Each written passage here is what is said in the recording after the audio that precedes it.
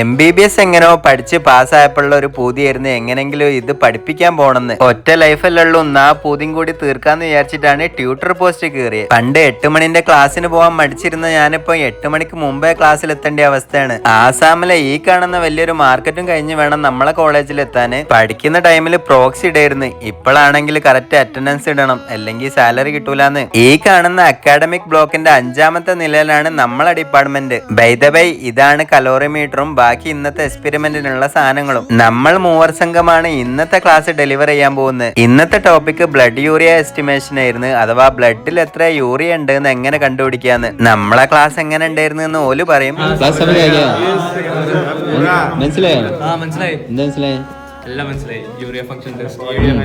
എന്റെ കുട്ടികളായോണ്ട് പറയില്ല, ഒടുക്കത്തെ സ്നേഹമാണ് കേട്ടോ. ഇക്കാണെന്നൊക്കെ അവര് വിന്റർ വെക്കേഷൻ കഴിഞ്ഞ് വീട്ടിൽ നിന്ന് കൊണ്ടുവന്ന സാധനങ്ങളാണ്. കുട്ടികളായ എങ്ങനെ വേണം. രാത്രിത്തെ മെയിൻ കലാപരിപാടിയാണ് എവിടെങ്കിലും CM ഉണ്ടെങ്കിൽ തേടി പിടിച്ച് പോവാന്നുള്ളത്. നിങ്ങൾ വിചാരിക്കുന്നുണ്ടാവും സീരിയസ് ആയിട്ട് ഇത് കേട്ട് ഡിസ്കഷൻ നടത്തുകയെന്ന്. താങ്ക് യു കഴിഞ്ഞാലേ ഫുഡ് എടുക്കാൻ പറ്റുള്ളൂ എന്ന് കമ്മിറ്റിക്കാര് പറഞ്ഞു. അപ്പൊ ഓക്കെ, ബൈ.